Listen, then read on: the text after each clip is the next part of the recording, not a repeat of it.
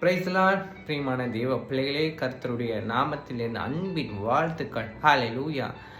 பிரியமானவர்களே, எல்லாரும் ஆண்டவர் கிருபையால், ஆண்டவர் நாமத்தினால நல்லா இருக்கீங்கன்னு விசுவாசிக்கிறேன்.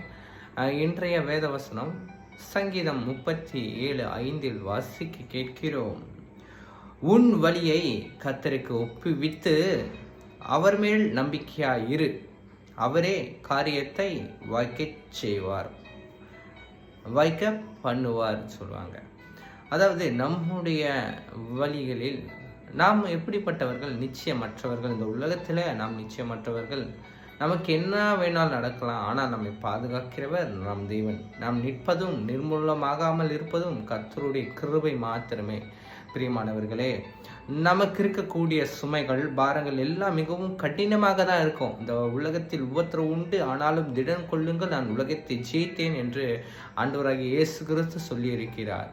சரிங்களா? உபத்திரம் இல்லாத மனிதனே கிடையாது, பாடுகள் இல்லாத மனிதனே கிடையாது. எல்லாத்தையும் சகித்து வாழ கற்றுக்கொள்ளுங்க, இதுதான் ஆண்டவர் சொல்கிறார். எல்லா கடினமான பாரத்தோடு இருதயம் நொறுக்கப்பட்டு இருக்கலாம், ஆனாலும் எல்லாவற்றையும் ஆண்டவர் சமூகத்தில், தேவ சமூகத்தில் ஒப்பு கொடுங்க.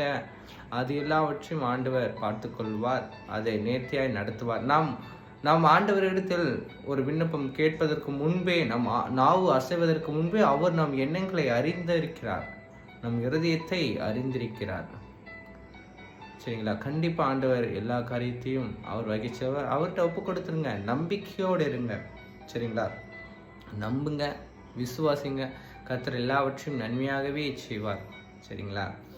அதான் சொல்கிறார், commit with way to Lord and trust. நம்பிக்கையோடு இருங்க ஆண்டவர் மேலே.